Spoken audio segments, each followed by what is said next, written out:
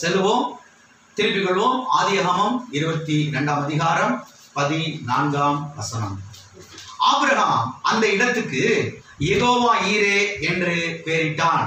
அதனாலே கர்த்தருடைய பர்வதத்திலே பார்த்து கொள்ளப்படும் என்று இந்நாள் வரைக்கும் சொல்லப்பட்டு வருகிறது. கடந்த பல வாரங்களாக தேவனுடைய நாமங்களை குறித்து நாம் பார்த்து கொண்டு வருகிறோம். நம்முடைய தேவனுக்கு பல நாமங்கள் இருக்கிறது.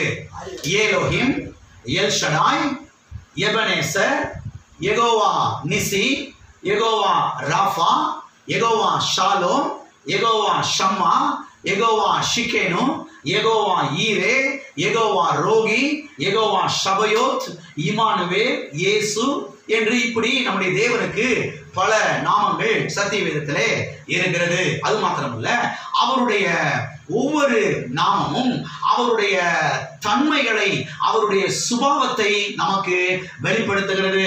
அவருடைய குணாதிசயத்தை அவருடைய நாமங்கள் நமக்கு வெளிப்படுத்துகிறது.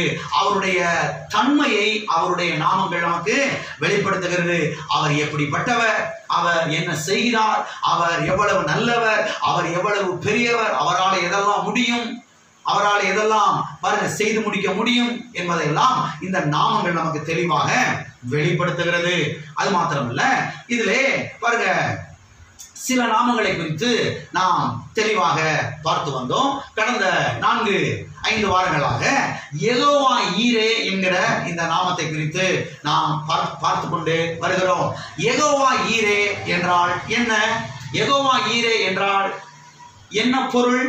யெகோவா ஈரே என்று சொன்னால் நமக்காக எல்லாவற்றையும் முன்கூட்டியே ஆயத்தம் செய்கிற தேவன் என்று அர்த்தம். மறுபடியும் சொல்லுகிறீர்கள் நீங்கள், யெகோவா ஈரே என்றால் என்ன பொருள்? யெகோவா ஈரே என்றால் என்ன அர்த்தம்?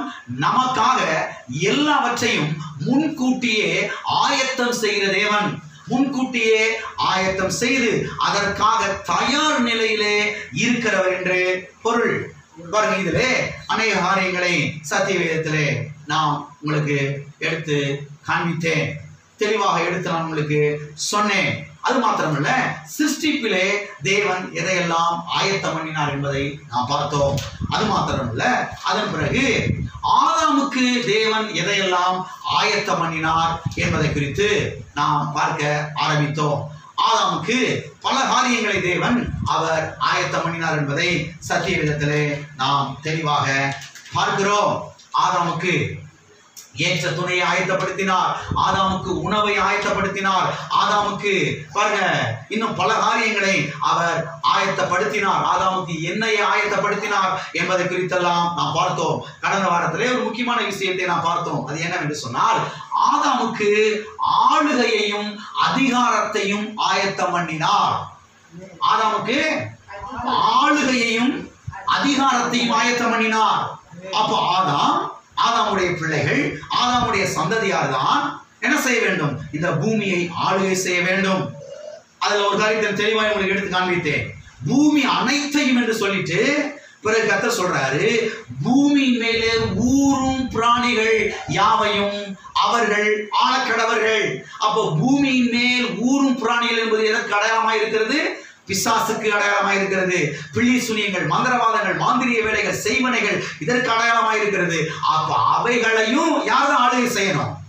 நாம தான் ஆளுகை செய்ய வேண்டும். கிறிஸ்தவ மக்கள் பாருங்க, எதுக்கு பயப்படுறாங்களோ பயப்படலையோ, பிள்ளி சுனியம், மந்திரவாதம் இவங்களுக்கு 10 நாளைக்கு வகுத்தால போயிடும். 10 நாளைக்கு தூக்கம் வராது. யாரும் செஞ்சுட்டாங்களா அப்படின்னு சொன்னா இவங்களுக்கு தூக்கமே வராது. அது மேல அவங்களுக்கு அவ்வளவு நம்பிக்கை. ஆனா கர்த்தர் சொல்றாரு, அதையும் நீதான் என்ன செய்யணும்? ஆளுகை செய்யணும். அது உனக்கு கீழே என்ன செய்யுது? இருக்கிறது. ஆகவே தேவனுடைய பிள்ளைகள் சத்தியத்தை அறிந்து கொண்டு பாருங்க, விழிப்புள்ளவர்களாக இருந்து பாருங்க, அதிகாரத்தை என்ன செய்ய வேண்டும்? பயன்படுத்த வேண்டும். ஆளுகை செய்ய வேண்டும். ஆளுகை செய்ய வேண்டும். இதை குறித்தெல்லாம் கடந்த வாரத்திலே நாம் தெளிவாக ஆழமாக நாம் பார்த்தோம். அது மாத்திரமல்ல, இன்றைக்கும் சில காரியங்களை நாம் பார்க்க போகிறோம். இன்றைக்கு 12வது காரியத்தை நாம் பார்க்க போகிறோம். அருமையானவர்களை கவனியுங்கள். யெகோவா ஈரே மனிதனுக்கு பிள்ளைகளை ஆயத்தம் பண்ணினார் என்று சத்திய வேதத்திலே நாம் பார்க்கிறோம். ஆதாமுக்கு கர்த்தர் எதை ஆயத்தப்படுத்தினார்? மனிதர்களுக்கு தேவன் எதை ஆயத்தப்படுத்தினார்? பிள்ளைகளை அவர் ஆயத்தப்படுத்தினார் என்று சத்தியவேதம் சொல்லுகிறது. வாசிப்போம். ஆதியாகமம் 1ஆம் அதிகாரம் 11வது வசனம். அப்பொழுது தேவன் பூமியானது புல்லையும் விதையை பிறப்பிக்கும் பூண்டுகளையும் பூமியின் மேல் தங்களில் தங்கள் விதையை உடைய கனிகளை தங்கள் தங்கள் ஜாதியின்படியே கொடுக்கும் கனி விருட்சங்களையும் முளைப்பிக்க கடவது என்றார். அது அப்படியே ஆயிற்று.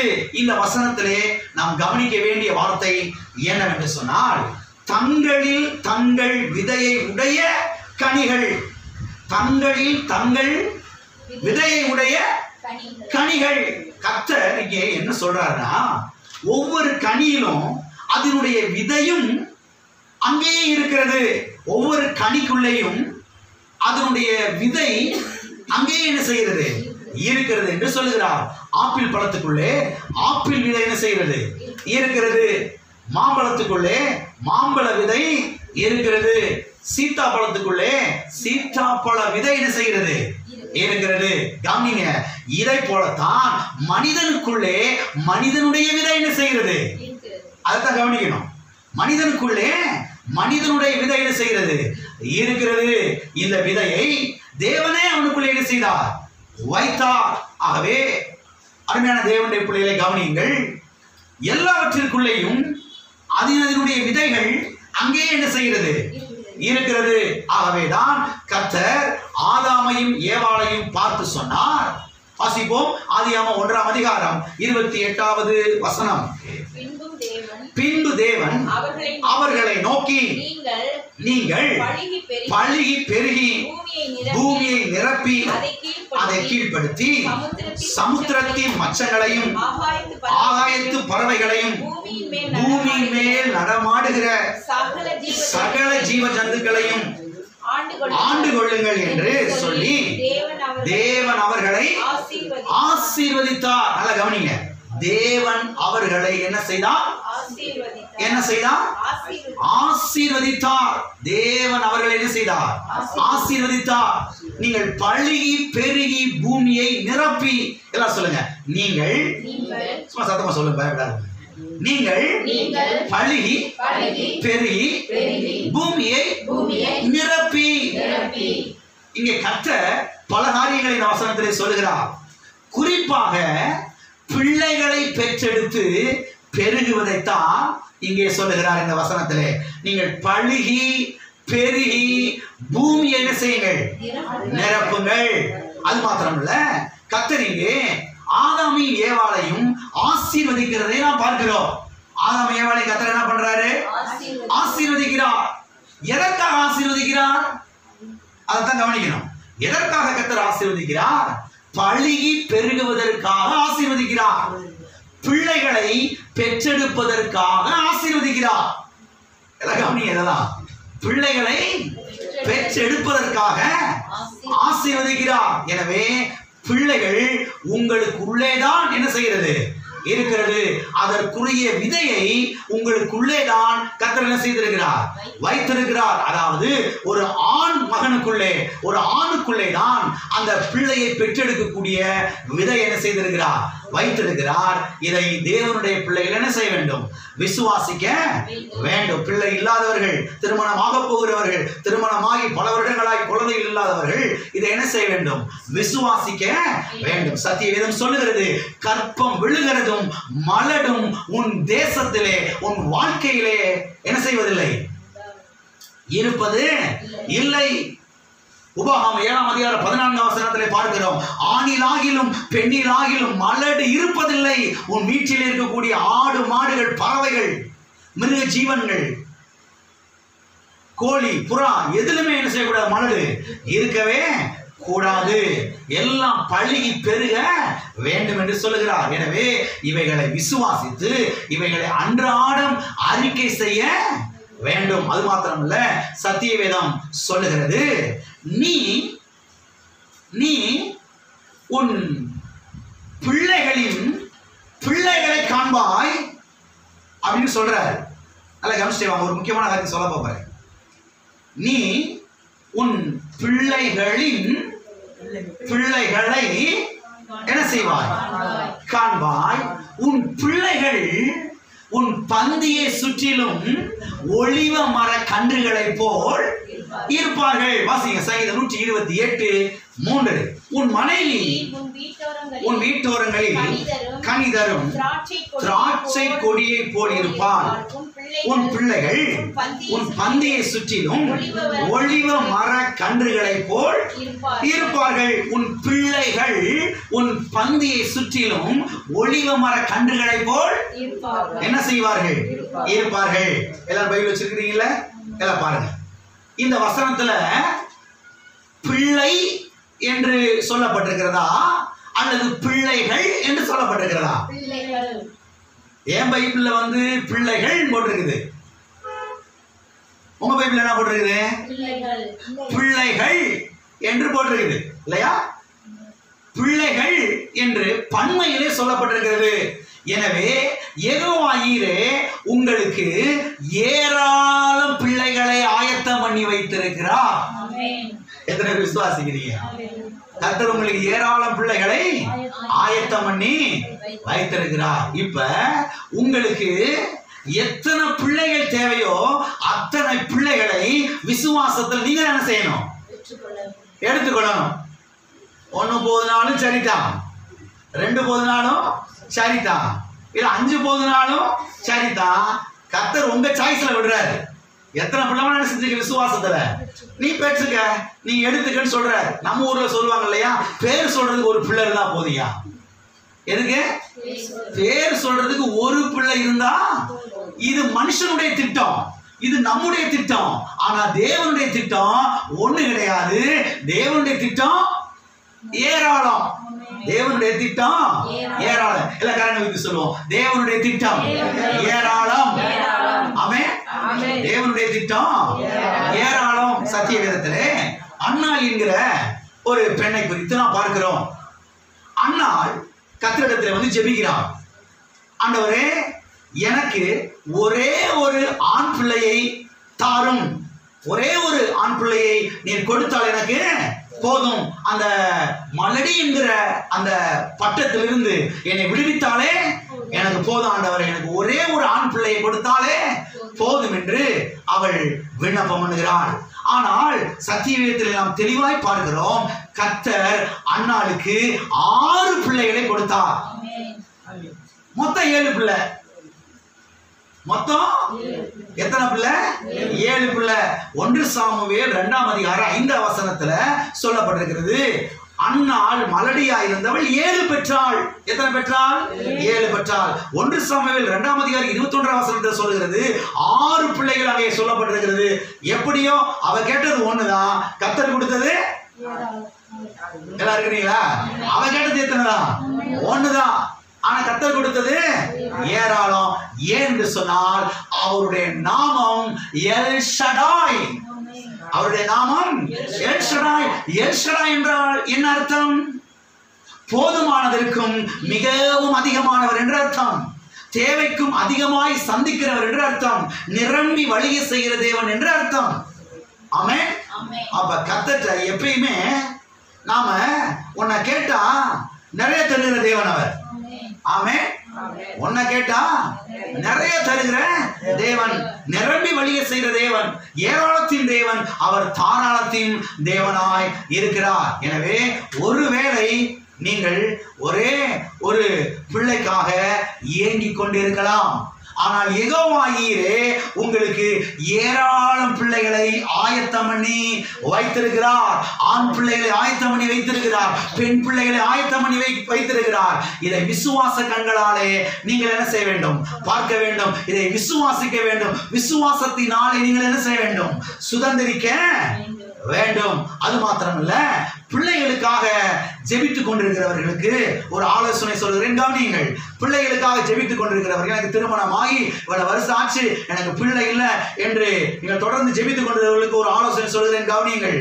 பிள்ளைகளுடைய படங்கள் எல்லாம் நிறைய வாங்கிட்டு வந்து, பிள்ளைகளுடைய போட்டோஸ் நிறைய வாங்கிட்டு வந்து உங்க பெட்ரூம்ல என்ன செய்யுங்க? ஓட்டி வைங்க. ஓட்டி வச்சு அதை பார்த்து கர்த்தருடைய வாக்குத்தத்தங்களை சொல்லுங்க, கர்த்தாவே நீ சொல்லி இருக்கிறீர், நீ உன் பிள்ளைகளின் பிள்ளைகளை காண்பாய், உன் பிள்ளைகள் உன் பந்திய சுற்றிலும் ஒளிவு மர கன்றுகளைப் போல இருப்பாள் என்று சொன்னீரே கர்த்தாவே. நீ சொன்ன வாக்கு தத்தங்களை உறுதிப்படுத்தும். உலகத்திலேயே பெரிய டாக்டர் நீர் தான் ஆண்டவரே, உம்மால எல்லாம் முடியும் என்று கர்த்தருடைய வாக்கு தத்தங்களை என்ன செய்யுங்கள், சொல்லுங்கள். ஆமென். கர்த்தாவே என்னுடைய கற்பப்பை கற்பத்திலே ஒரு அற்புதத்தை நீ செய்யும், என்னுடைய சரீரத்திலே ஒரு அற்புதத்தை செய்யும் என்று விசுவாசத்தில் நீங்கள் என்ன செய்யுங்கள், ஜெபியுங்கள். கர்த்தர் நிச்சயமாய் உங்கள் விசுவாசத்தை அவர் கனமனுவார். நம்முடைய தேவன் விசுவாசத்தை கனமனுகிற தேவன், நம்முடைய தேவன் விசுவாசத்தை மதிக்கிற தேவன், நம்முடைய தேவன் விசுவாசத்துக்கு மரியாதை கொடுக்கிற தேவனாய் இருக்கிறார். நிச்சயமாய் அவர் உங்களுடைய விருப்பங்களை என்ன செய்வார், நிறைவேற்றுவார். ஆமென். ஆகவே நீங்கள் பார்க்கிறதை, நீங்கள் விசுவாசிக்கிறதை யெகோவா ஈரே உங்களுக்கு நிச்சயமா என்ன செய்வார், தந்து அருளுவார். வாசிப்போம் மல்கியா தீர்க்கதரிசன புஸ்தகம் 2ஆம் அதிகாரம் 15வது வசனம். அவர் ஒருவனை அல்லவா படைத்தார், ஆவி அவரிடத்தில் பரிபூரணமாய் இருந்ததே, பின்ன ஏன் ஒருவனை படைத்தார், தேவ பக்தியுள்ள சந்ததியை பெரும்படிதானே. ஆகையால் ஒருவனும் தன் இள வயதின் மனைவிக்கு துரோகம் பண்ணாதபடிக்கு உங்கள் ஆவியை குறித்து எச்சரிக்கையாய் இருங்கள். இந்த வசனத்தில் நாம் கவனிக்க வேண்டிய வார்த்தை, ஏன் ஒருவனை அவர் படைத்தார், தேவ பக்தியுள்ள சந்ததியை பெரும்படிதானே. எல்லாம் சொல்லுங்க, தேவ பக்தியுள்ள சந்ததியை பெரும்படிதானே. அப்ப நீ விசுவாசிக்கணும், கர்த்தாவே உலகத்துல யாராருக்கும் பிள்ளை பிறகுது, ஆனா எனக்கு பிறக்கிற பிள்ளை தேவ பக்தி உள்ள சந்ததி. ஆமென். என் பிள்ளைக்கு பிறக்கக்கூடிய பிள்ளை தேவ பக்தி உள்ள சந்ததி, என் பேரனுக்கு பேத்திக்கு பிறக்கக்கூடிய பிள்ளை தேவ பக்தி உள்ள சந்ததி. அப்ப இதை விசுவாசிக்கணும், கர்த்தாவே தேவ பக்தி உள்ள சந்ததி இந்த பூமியில என்ன செய்யட்டும், பணி பெருகிட்டாண்டவரே. தேவ பக்தி உள்ள சந்ததி பெருகிறதுனால கர்த்தருடைய நாமமாகிய உம்முடைய நாமம் இயேசுவின் நாமம் என்ன செய்யும், பூமியில மகிமைப்படும். அதனாலே எனக்கு பிள்ளையை தாங்க, என் பிள்ளைக்கு பிள்ளையை தாங்க, என் பேரனுக்கு பிள்ளை என்ன செய்யுங்க. இருக்கிறீங்களா? கர்த்தருடைய வாக்கு தத்தங்களை கர்த்தருக்கு என்ன செய்யணும், நினைவு போட்டணும். உட்காந்துட்டு ஓன்னு அழுது குமிக்க கூடாது, தண்ணி பாத்திரத்துல செய்யக்கூடாது, கண்ணீரை புடிச்சு ஆண்டவரே துருத்தியில வச்சிருக்கிற ஆண்டவரே கண்ணீரை பாருமா ஆண்டவரே. கர்த்தர் சொல்றாரு, அதை ஓரத்துல வை, விசுவாசத்தை காமி, கண்ணீரை காமிக்காத, விசுவாசத்தை என்ன செய்ய காண்பி, என் வாக்கு தத்தங்களை எனக்கு காண்பி, என் வாக்கு தத்தங்களை நினைப்போட்டு ஆசீர்வாதம் நீ என்ன செஞ்சா எளிமையா பெற்றுக்கொள்ளலாம். ஆகவே தேவனுடைய பிள்ளைகள் பாருங்க, இதெல்லாம் கவனிக்க வேண்டும். ஆகவே ஆதாமுக்கு, மனுக்குலத்துக்கு, மனிதனுக்கு தேவன் எதை ஆயத்தம் பண்ணி வைத்திருக்கிறார், பிள்ளைகளை கர்த்தர் செய்திருக்கிறார், ஆயத்தம் பண்ணி வைத்திருக்கிறார். ஆமென். எல்லா காரணம் வைத்து சொல்லுவோம், கர்த்தர் எனக்கும் என் சந்ததிக்கும் பிள்ளைகளை ஆயத்தம் பண்ணி வைத்திருக்கிறார். ஆமென். ஓகே, 13வதாக யெகோவா ஈரே ஆதாமுக்கு ஒரு குடும்பத்தை ஆயத்தம் பண்ணினார் என்று சத்தியவேதம் சொல்கிறது. இது தெளிவாய் கவனியுங்கள். ஆதாமுக்கு தேவன் ஒரு குடும்பத்தை என்ன செய்தார், ஆயத்தம் பண்ணினார். வாசிப்போம் ஆதியாகமம் 1ஆம் அதிகாரம் 28வது வசனம். பின்பு தேவன் அவர்களை நோக்கி, நீங்கள் பலுகி பெருகி பூமியை நிரப்பி அதை கீழ்ப்படுத்தி சமுத்திரத்தின் மச்சங்களையும் ஆகாயத்து பறவைகளையும் பூமியின் மேல் நடமாடுகிற சகல ஜீவ ஜந்துக்களையும் ஆண்டு கொள்ளுங்கள் என்று சொல்லி தேவன் அவர்களை ஆசீர்வதித்தார். தேவன் அவர்களை எவர்களை ஆசீர்வதித்தார், அந்த முதல் குடும்பத்தை ஆசீர்வதித்தார். அதை நீ கவனிக்கணும். அந்த முதல் குடும்பத்தை கர்த்தர் என்ன செய்தார், ஆசீர்வதித்தார். எனவே யெகோவா ஈரே உங்க குடும்பத்தை ஏற்கனவே ஆசீர்வதிச்சிட்டாரு. ஏற்கனவே உங்க குடும்பத்தை ஆசீர்வதிச்சிட்டாரு. உங்க குடும்பத்தை ஆசீர்வதிச்சிட்டாருன்னா உங்க மனைவி ஆசீர்வதிச்சிட்டாரு, உங்க புருஷனை ஆசீர்வதிச்சிட்டாரு, உங்க பிள்ளைகளை ஆசீர்வதிச்சிட்டாரு, உங்க மருமகன் ஆசீர்வதிச்சிட்டாரு, உங்க மருமகன் ஆசீர்வதிச்சிட்டாரு, உங்க பேரப்பிள்ளையை ஆசீர்வதிச்சிட்டாரு, உங்க சந்ததியையே கர்த்தர் என்ன செஞ்சிட்டாரு? என்ன செஞ்சிட்டாரு? ஆசீர்வதிச்சிட்டாரு. ஏற்கனவே தேவன் என்ன செய்திருக்கிறார்? உங்களை ஆசீர்வதித்திருக்கிறார். எனவே தேவனுடைய ஆசீர்வாதம் உங்க குடும்பத்து மேல என்ன செய்யுது? இருக்குது. இதை விசுவாசிக்கணும். நீங்க என்ன செய்யணும்? விசுவாசிக்கணும். எல்லாம் சொல்லுங்க. தேவனுடைய ஆசீர்வாதம் என் குடும்பத்துல இருக்கிறது. ஆமென். என்னைக்காவது உங்க வீட்டுக்குள்ள நின்னுக்கிட்டு கர்த்தாவே உங்களுடைய ஆசீர்வாதம் என் வீட்டுக்குள்ள இருக்குன்னு சொல்லியிருக்கீங்களா? ஒண்ணு இல்ல. அது சொல்றோம். என்னத்த கழுத பொழப்பு. என்ன பொழப்பு? ஆண்டவரே என்னை சீக்கிரம் எடுத்துக்கொள்ளும். சீக்கிரம் என்னைய என்ன வேணாலும் சொல்றோம். ஆனா வாக்குத்தத்தங்களை சொல்றது கிடையாது. கர்த்தர் சொல்றாரு, நான் உன்னை ஆசீர்வதிச்சிட்டேன்பா. ஆசீர்வாதம் உன் வீட்டுல இருக்குது. நீ கையிட்டு செய்ய வேலையிலெல்லாம் கர்த்தர் செய்யறாரு, ஆசீர்வதிக்கிறார். ஆமென். அப்ப எனக்காவது கையை பார்த்து சொல்லி இருக்கிறோமா? என் கைகள் ஆசீர்வதிக்கப்பட்ட கைகள், நான் ஆசீர்வதிக்கப்பட்ட மனுஷன், என் மனைவி ஆசீர்வதிக்கப்பட்ட மனுஷி, என் பிள்ளைகள் ஆசீர்வதிக்கப்பட்டவர்கள், என் குடும்பம் ஆசீர்வதிக்கப்பட்ட குடும்பம், என் பேர பிள்ளைகள் ஆசீர்வதிக்கப்பட்டவர்கள், என் மருமக்கள்மார்கள் ஆசீர்வதிக்கப்பட்டவர்கள். கர்த்தருடைய ஆசீர்வாதம் என் வீட்டுல இருக்குது. எனக்காவது சொல்லி இருக்கிறோமா? என்ன புலம்புறோம், என்ன கத்துறோம். எல்லாம் இருக்கிறீங்களா? ஆவியானவர் துக்கப்படுத்தும். ஆவியானவரை துக்கப்படுத்தும். ஆவியானவர் துக்கப்படுத்தாதீங்க. கர்த்தாவே என் வீட்டுல ஆசீர்வாதம் செய்யுது இருக்குது. ஆமே. உங்க வீட்டுக்குள்ள நின்று சொல்லுங்க, என் வீட்டுல ஆசீர்வாதம் இருக்குது. என் குடும்பத்தை கர்த்தாவே நீர் ஆசீர்வதித்து இருக்கிறீர். காலையில ஒரு 4 மணிக்கு எந்திரிச்சு வீட்டு வாசல வந்து நின்றுக்கிட்டு உங்க வீட்டை பார்த்து சொல்லுங்க. ஏன் பாச காலை 4 மணிக்கு சொல்றீங்க? 6 மணிக்கு எல்லாரும் எந்திரிச்சிருவாங்கல்ல. ஏன்னா ஒரு பார்த்து வீட்டை பார்த்து சொல்றாங்க. அவங்க என்னமோ நினைச்சிடக்கூடாது நம்மள.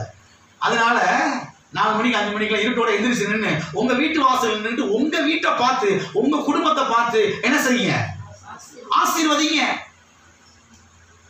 உங்க கிச்சன் ஆசீர்வதிங்க, உங்க பீரோ ஆசீர்வதிங்க, உங்க பர்ஸ் ஆசீர்வதிங்க. நீங்களே இயேசு நாமத்துல என் கிச்சன் ஆசீர்வதிக்கிறேன், என் பீரோ ஆசீர்வதிக்கிறேன், என் வீட்டை ஆசீர்வதிக்கிறேன். கர்த்தருடைய ஆசீர்வாதம் என் வீட்டுல இருக்குது. ஆமென். அதை சொல்ல பழகுங்க.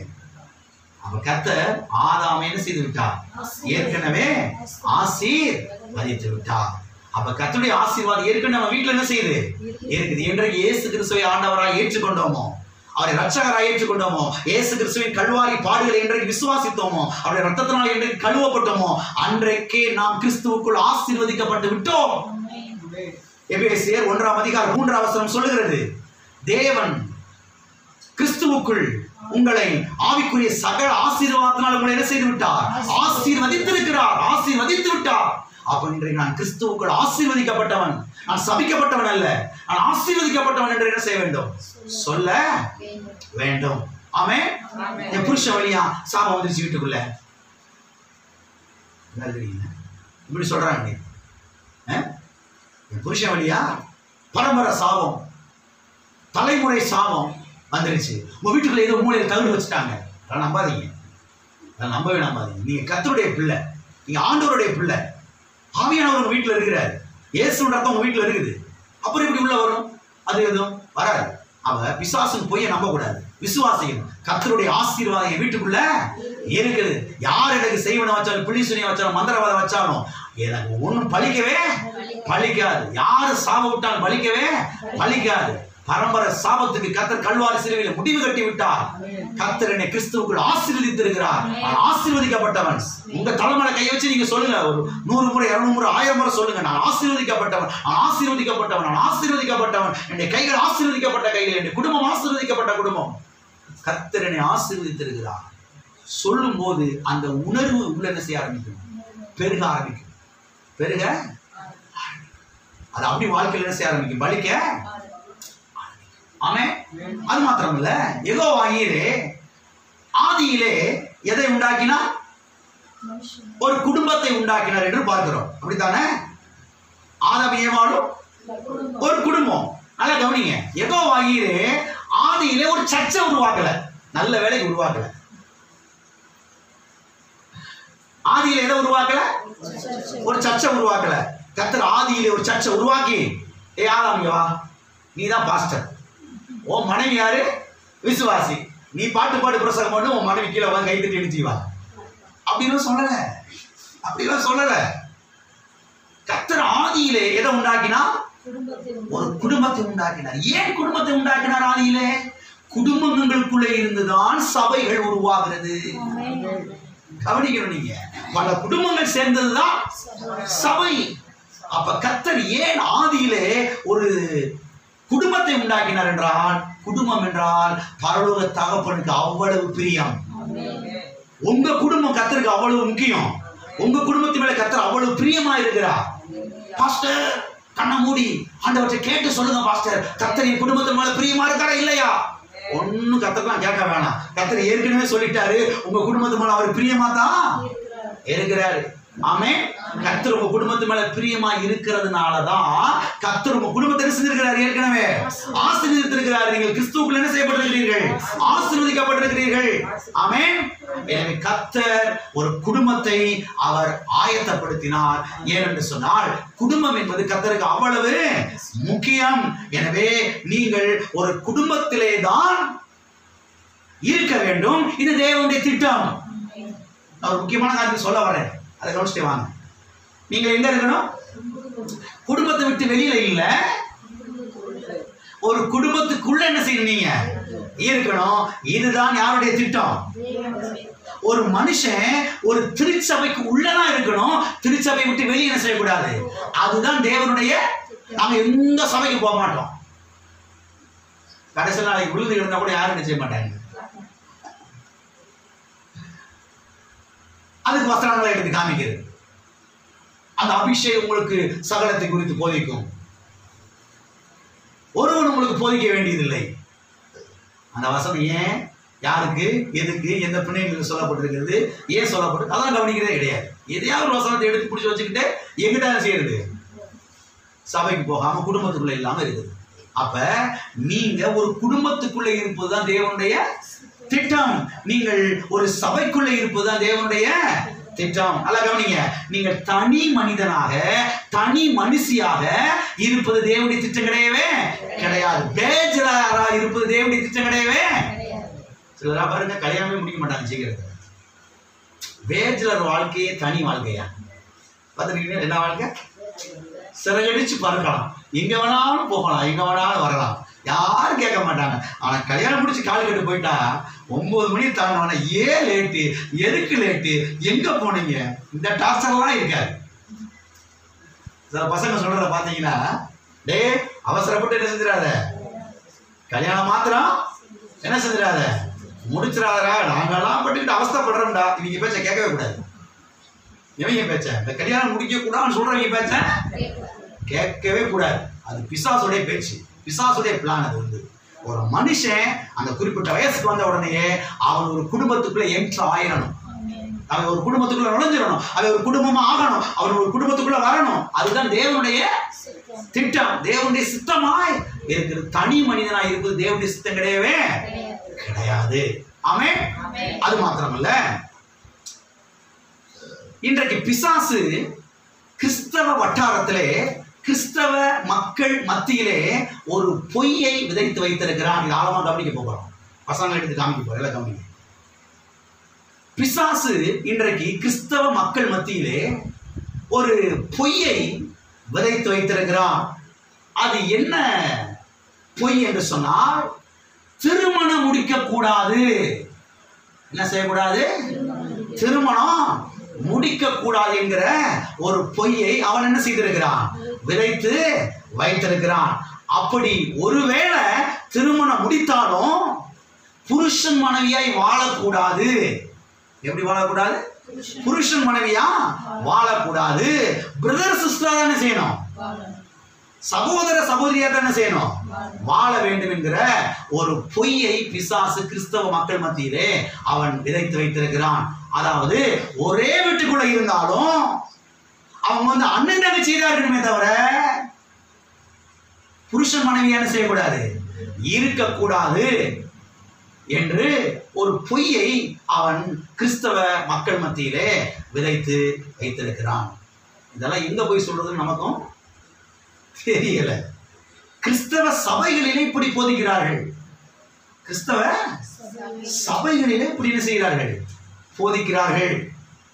எச்சரிக்கையாய் நாம் இருக்க வேண்டியது அவசியமாய் இருக்கிறது. அது மாத்திரமல்ல, சில சபைகளிலே என்ன பண்ணி விடுகிறார்கள் என்று சொன்னால், புருஷனை மனைவியையும் பிரித்து, புருஷனை மனைவியும் ஏற்கனவே கல்யாணம் முடிக்காம சபைக்கு வந்துட்டா கல்யாணம் முடிக்க விடுறதே கிடையாது. அது ஒரு பக்கம். கல்யாணம் முடிச்சவங்க ரசிக்கப்பட்ட குடும்பத்தோட சபைக்கு வந்தாங்கன்னா என்ன சொல்லி போதிக்கிறது? இங்க பாரு, நீ எப்படி வாழக்கூடாது, புருஷன் மனைவியை என்ன செய்யக்கூடாது, வாழக்கூடாது. நீ அண்ணன் தங்கச்சியா தானே செய்யணும், வாழணும். சிஸ்டர் பிரதரா தானே செய்யணும் இருக்குன்னு சொல்லி போதிச்சு குடும்பத்தை ரெண்டு என்ன செஞ்சிருது? யாரு? பாஸ்டர். பிசாசு இல்ல, நான் பிசாசை பத்தி சொல்லவே இல்லைங்க. அதை கவனிங்க. யாரு? ஒரு சபையில் இருக்கிற போதகர் பைபிளை திறந்து வச்சுக்கிட்டு இந்த வேலையெல்லாம் செஞ்சுக்கிட்டு இருக்கிறாங்க. இந்த வேலையெல்லாம் செஞ்சுக்கிட்டு மனைவியும் புருஷனையும் பிரிச்சு மனைவியை தூக்கி கன்னியாகுமரிக்கு அனுப்பிச்சு விட்டுறது ஊழியத்துக்கு, புருஷனை தூக்கி சென்னைக்கு போட்டு விட்டுறது. எல்லாம் இருக்கிறீங்களா? நான் பொய் சொல்லல, நான் கற்பனை பண்ணி சொல்லல, நான் ரியலா சொல்றேன், நான் நிஜத்தை சொல்றேன், நான் உண்மையை சொல்றேன். ஏன் கேட்டா, ஒன்னா இருந்தா பாவம் செஞ்சிருவாங்களாம், ஒரே வீட்டுக்குள்ள இருந்தா பாவம் செஞ்சிருவாங்களாம். பிசாசு ஊழியக்காரர் மூலமாக குடும்பங்களை எப்படி கெடுத்துக் கொண்டிருக்கிறார் என்பதை நீங்கள் கவனிக்க வேண்டும்.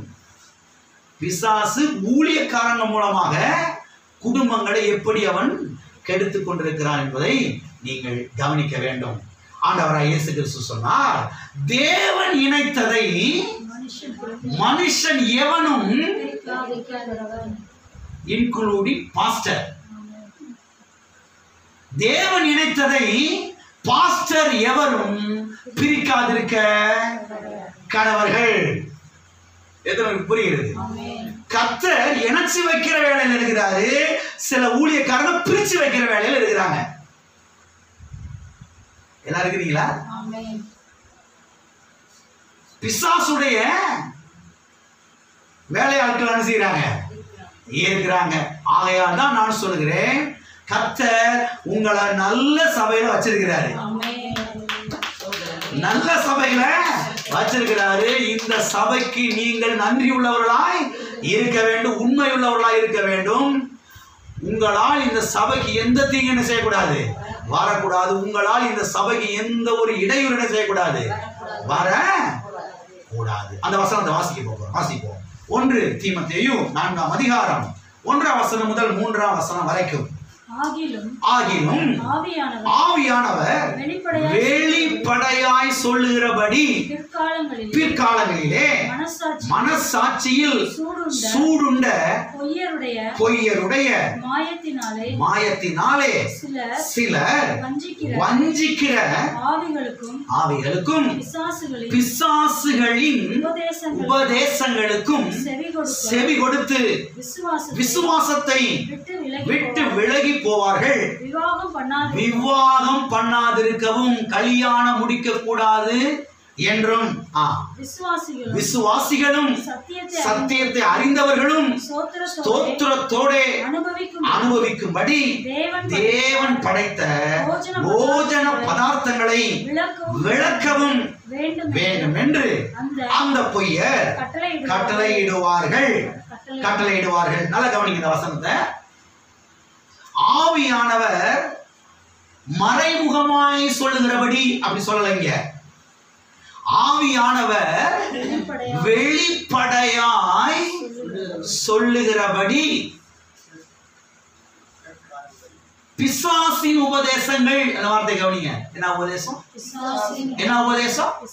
பிசாசின் உபதேசம் அப்படின்னு சொல்லிட்டு அடுத்து சொல்லப்பட்டிருக்கிறது, விவாகம் பண்ணக்கூடாது, கல்யாணம் முடிக்க கூடாது அப்படின்னு அந்த பொய்யர் என்ன செய்வாங்களாம்? கட்டளையிடுவாங்களாம். நீ கல்யாணம் முடிச்ச பரலோகம் போக மாட்ட, நீ கல்யாணம் முடிச்ச கர்த்தர் என்ன செஞ்சிருவார்? ஜெபத்தை கேட்காம ரிஜெக்ட் பண்ணிடுவார்.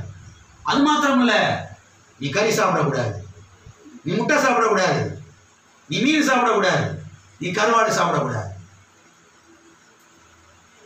அப்படின்னு அந்த பொய்யர் என்ன செய்வாங்க? கட்டளை இடுவார்களாம். இங்க தெளிவாய் சொல்லப்பட்டிருக்கிறது, தெளிவாய் சொல்லப்பட்டிருக்கிறது. அந்த பொய்யர் என்ன செய்வார்கள்?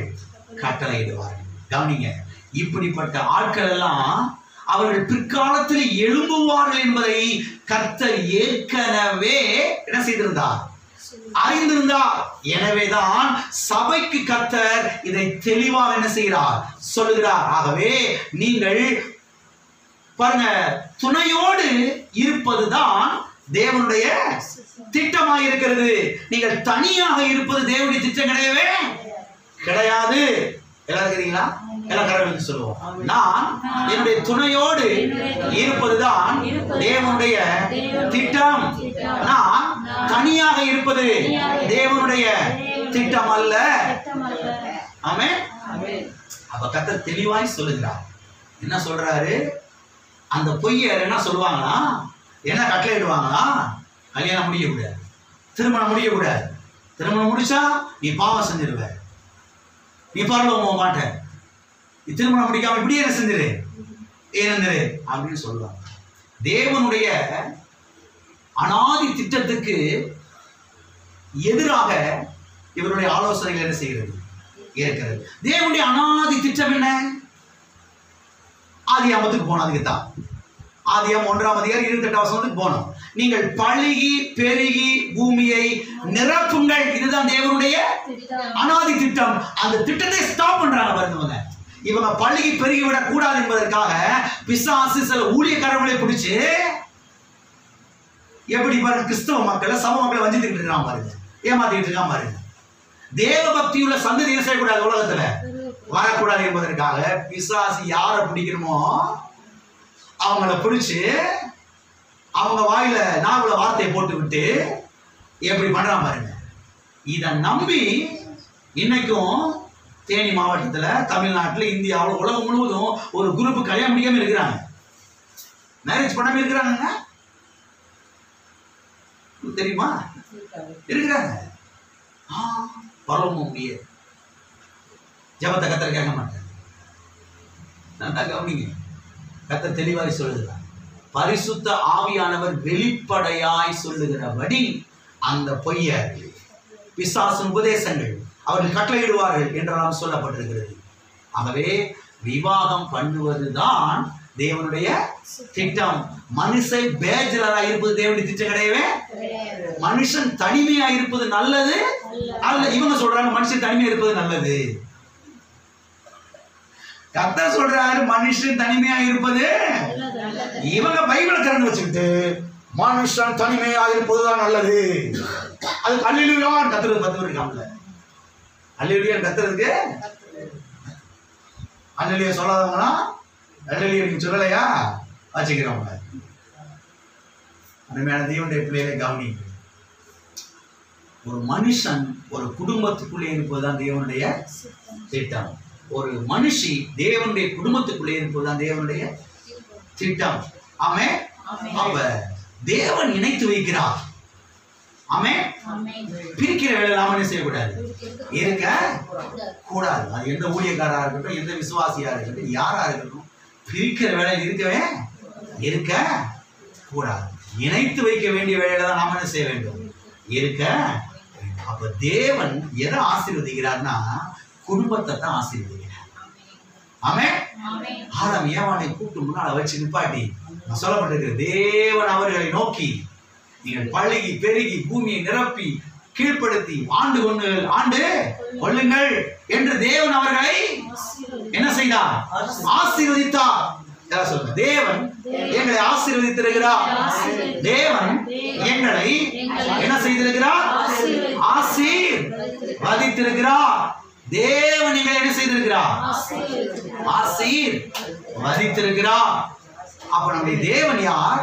நம்முடைய தேவன் ஆசீர்வதிக்கிற தேவன். இப்படி சொல்லலாம், நம்முடைய தேவன் குடும்பங்களை ஆசீர்வதிக்கிற தேவன். அது மாத்திரமல்ல 128ஆம் சங்கீதத்திலே ரட்சிக்கப்பட்ட ஒரு வாலிபனை பற்றி யெகோவா ஈரே தன்னுடைய மனதிலே வைத்திருக்கிற அந்த படத்தை அங்கே சித்தரித்து பேசுகிறதை நாம் பார்க்கிறோம்.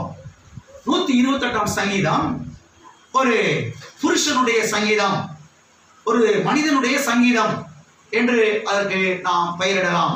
வாசிப்போம். சங்கீதம் 128 1 முதல் 6ஆம் வசனம் வரைக்கும். கர்த்தருக்கு பயந்து அவர் வழிகளில் நடக்கிறவன் எவனோ அவன் பாக்கியவான். உன் கைகளின் பிரயாசத்தை நீ சாப்பிடுவாய், உனக்கு பாக்கியமும் நன்மை உண்டாயிருக்கும். உன் மனைவி உன் வீட்டோரங்களில் கனிதரும் திராட்சை கொடியை போல் இருப்பாள். உன் பிள்ளைகள் உன் பந்தியை சுற்றிலும் ஒலிவ மர கன்றுகளை போல் இருப்பார்கள். இதோ கர்த்தருக்கு பயப்படுகிற மனுஷன் இவ்விதமாய் ஆசீர்வதிக்கப்படுவான். கர்த்தர் சீயோனிலிருந்து உன்னை ஆசீர்வதிப்பார். நீ ஜீவனுள்ள நாளெல்லாம் எருசலேமின் வாழ்வை காண்பாய். நீ உன் பிள்ளைகளின் பிள்ளைகளையும் இஸ்ரவேலுக்கு உண்டாகும் சமாதானத்தையும் காண்பாய். அருமையானவர்களை கவனியுங்கள். இங்கே ஒரு மனுஷனை குறித்து நாம் பார்க்கிறோம். இந்த மனுஷனுக்கு இன்னும் திருமணம் ஆகல. இந்த மனுஷனுக்கு இன்னும் திருமணம் ஆகல. ஆனால் அந்த மனுஷனுக்குள்ளே தேவன் எதையெல்லாம் பார்க்கிறார் அதைத்தான் இந்த சங்கீதத்திலே நாம் பார்க்கிறோம். நல்லா கவனிங்க. இந்த மனுஷனுக்கு இன்னும் திருமணம் ஆகவில்லை, ஒரு வாலிபனாக இருக்கிறான். அந்த வாலிபனுக்குள்ளே தேவன் எதையெல்லாம் பார்க்கிறார் என்பதைத்தான் இந்த சங்கீதத்திலே நாம் பார்க்க முடிகிறது. முதலாவதாக அந்த மனிதனுக்குள்ளே ஒரு மனைவியை பார்க்கிறார். அந்த மனிதனுக்குள்ளே பிள்ளைகளை பார்க்கிறார். அந்த மனிதனுக்குள்ளே பேர பிள்ளைகளை பார்க்கிறார். அந்த மனிதனுக்குள்ளே ஒரு குடும்பத்தை பார்க்கிறார். அந்த மனிதனுக்கு உண்டாகக்கூடிய பாருங்க ஆரோக்கியத்தை பார்க்கிறார். அந்த மனுஷனுக்கு உண்டாகக்கூடிய நீடி ஆயுளை பார்க்கிறார். அந்த மனுஷனுக்கு உண்டாகக்கூடிய சமாதானத்தை பார்க்கிறார். அந்த மனுஷனுக்கு உண்டாகக்கூடிய பாதுகாவலை பார்க்கிறார். எருசலேமின் வாழ்வை கர்த்தர் அந்த மனுஷனுக்குள்ளே அவர் பார்க்கிறார். எனவே பாருங்க, கர்த்தர் ஒரு மனுஷனுக்குள்ள எவ்வளவு பெரிய காரியங்களெல்லாம் அவர் பார்க்கிறார் என்று. நாம் ஒரு பையனை பார்க்கும்போது சாதாரண அவனை பார்க்கிறோம், அதுக்கு மேல பார்க்க முடியல. ஆனா கர்த்தர் ஒரு மனுஷனை பார்க்கும்போது பாருங்க தூரமா பார்க்கிறார், நீண்ட பார்வை உடையவராய் பார்க்கிறார். அவனுக்கு ஒரு மனைவியை பார்க்கிறாரு, பிள்ளைய பார்க்கிறாரு, பேர பிள்ளைய பார்க்கிறாரு, நீடி ஆயுள பார்க்கிறாரு, சரீர சுகத்தை பார்க்கிறாரு, சமாதான வாழ்வை பார்க்கிறாரு, கையின் பிரயாசத்தை பார்க்கிறாரு, வெற்றி வாழ்வை பார்க்கிறாரு. எவ்வளவு பார்க்கிறாரு பாருங்க கர்த்தர். நம்ம கையில ஒரு மாம்பழ விதையை கொடுத்தா நம்ம எதை பார்ப்போம்? ஒரு மாம்பழ விதையத்தான் பார்ப்போம். ஒரு விதையை உங்க கையில கொடுக்குறாங்க. பிரதர் இது என்னது, சிஸ்டர் என்னது, ஒரு மாம்பழ விதை பாஸ்டர், அவ்வளவுதான் நம்ம பார்க்க முடியும். ஆனா கர்த்தர் அந்த மாம்பழ விதைக்குள்ள ஒரு பெரிய காடையே பார்க்கிறாரு, பெரிய தோப்பையே பார்க்கிறாரு. அவர் பார்க்கிற பார்வை எப்படி இருக்கு பாருங்க. எல்லாம் இருக்கிறீங்களா? இதை கொண்டு போய் விதைச்சா பெரிய மரமா வரும், நூற்றுக்கணக்கான ஆயிரக்கணக்கான மாம்பழம் வரும். அது இருக்கக்கூடிய நூற்றுக்கணக்கான ஆயிரக்கணக்கான விதைகளை எடுத்து விதைச்சா ஒரு பெரிய காடை என்ன செய்யல ஏக்கர் கணக்குல. அவர் எப்படி பார்க்கிறாரு பாருங்க. ஒரு மனுஷனை கர்த்தர் பார்க்கும்போது அவர் எப்படி பார்க்கிறாரு பாருங்க. நாம ஒரு மனுஷனை பார்க்கும்போது எப்படி பார்க்கிறோம் பாருங்க. நாம ஒரு வாலிபனை பார்க்கும்போது ஒரு பையன் அவ்வளவுதான் பார்க்கிறோம், அவ்வளவு பார்க்க முடியுது, அதுக்கு மேல தாண்டி பார்க்க முடியல. ஆனா கர்த்தர் அவனை பார்க்கும்போது எப்படி பார்க்கிறாரு? அவனுக்குள்ள ஒரு மனைவியை பார்க்கிறாரு, பிள்ளைய பார்க்கிறாரு, பேர பிள்ளைய பார்க்கிறாரு, ஒரு சந்ததியை பார்க்கிறாரு, பேரனுடைய பேரனை பார்க்கிறாரு, சமாதான வாழ்வை பார்க்கிறார், சுக வாழ்வை பார்க்கிறார், வெற்றி வாழ்வை பார்க்கிறார், ஆசீர்வாதமான வாழ்வை அவர் என்ன செய்யறாரு? பார்க்கிறார். ஆமென். ஆனா இந்த வாலிபனுடைய கண்ணுக்கு மனைவியும் தெரியல, பிள்ளைகளும் தெரியல, பேர பிள்ளையும் தெரியல, ஒண்ணும் தெரியல. ஆனா இவைகளை எல்லாம் தேவன் ஒரு வாலிபனுக்குள்ள என்ன செய்யறாரு? பார்க்கிறார். ஏனென்று சொன்னால் அவர் காலங்களுக்கு அப்பாற்பட்டவர், அவர் காலங்களை கடந்தவர். ஆமென். நீங்கள் அப்ப ஒரு குடும்பமாய் இருப்பதுதான் தேவனுடைய திட்டம். உங்க வீட்டுல பையன் இருக்கிறானா, அவன் ஒரு குடும்பமா இருப்பதும் தேவனுடைய திட்டம். ஒரு பிள்ளை இருக்குதா, அது ஒரு குடும்பமா இருப்பதும் தேவனுடைய திட்டம். எனவே யெகோவா ஈரே குடும்பத்தை அவர் என்ன செய்திருக்கிறார்? ஆயத்தம் பண்ணி வைத்திருக்கிறார். எனவே இவைகள் எல்லாம் நாம் என்ன செய்ய வேண்டும்? விசுவாசிக்க வேண்டும். விசுவாச கண்களாலே நாம் பார்க்க வேண்டும். கர்த்தர் அதை நிறைவேற்றி முடிப்பார் என்பதை என்ன செய்ய வேண்டும்? விசுவாசிக்க வேண்டும். பிசாசின் பொய் என்ன செய்யக்கூடாது? நம்ப கூடாது. சத்தியத்தை என்ன செய்ய வேண்டும்? விசுவாசிக்க வேண்டும். யாராவது எடுத்துக்கொண்டு வந்து எதையாவது சொல்லி பாரு திருமணம் முடிக்க கூடாது, இப்படியே கடைசி வரைக்கும் என்ன செஞ்சிடணும்? திருமணம் முடிக்காம இருந்தணும்னு சொன்னாங்கன்னா நம்பவே நம்பாதீங்க. அது பிசாசுடைய பொய்.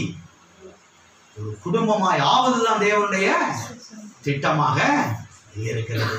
ஆமென். கர்த்தர் நம்மை கல்வாரி சிலுவையின் மூலமாக மீட்டு எடுத்திருக்கிறார். அவருடைய பிள்ளைகளாய் ஆக்கி இருக்கிறார். நம்மை புது சிருஷ்டியாய் ஆக்கி இருக்கிறார். எதற்காக? நாம் பழுகி பெருகுவதற்காக. குறிப்பாக தேவ பக்தி உள்ள சந்ததிகள் இந்த பூமியிலே பழுகி பெறுவதற்காக தான் கர்த்தர் நம்ம என்ன செய்திருக்கிறார்? மீட்டு எடுத்து. அப்ப விசுவாசிங்க, கர்த்தாவே எனக்கு, என் பிள்ளைகளுக்கு, என் பேர பிள்ளைகளுக்கு தேவ பக்தி உள்ள சந்ததி என்ன செய்யணும்? இந்த பூமியில உண்டாகணும். அதன் மூலமாக இயேசு நாமமாகி உங்களுடைய நாம என்ன செய்ய வேண்டும்? ஆமென். எல்லாரும் எழுதி நிற்போம். அடுத்த வாரத்தில் தொடர்ந்து பார்க்கலாம். எல்லாம் திருமணம் ஆகாதவங்க அதுக்காக ஜெபிக்கணும். வாலிப பிள்ளைகளை வீட்டில் வச்சிருக்கிறவங்க ஜெபிக்கணும். கர்த்தாவே என் பிள்ளைகள் குடும்பமா மாறணும், அவன் ஆசீர்வதிக்கப்படணும். அவன் தனியா இருக்கிறது உடைய சித்தம் அல்ல. ஓ தேவனே ஸ்தோத்திரம். குடும்பத்தை நீர் ஆசீர்வதிக்கிற தேவனாய் இருக்கிறீர். நீர் குடும்பத்தை ஆசீர்வதிக்கிற தேவனாய் இருக்கிறீர். ஓ ஹalleluya, ஹalleluya. நீ குடும்பத்தை ஆசீர்வதிக்கிற தேவனாய் இருக்கிறீர். நீ குடும்பத்தை ஆசீர்வதிக்கிற தேவனாய் இருக்கிறீர். மனுஷன் தனிமையா இருப்பது நல்லது. ஓ ஹalleluya. நீ உன் பிள்ளைகளின் பிள்ளைகளை காண்பாய். நீடி ஆயிலே வாக்கு பண்ணியிருக்கிறீர். ஓ ஸ்தோத்திர ஆண்டவரே.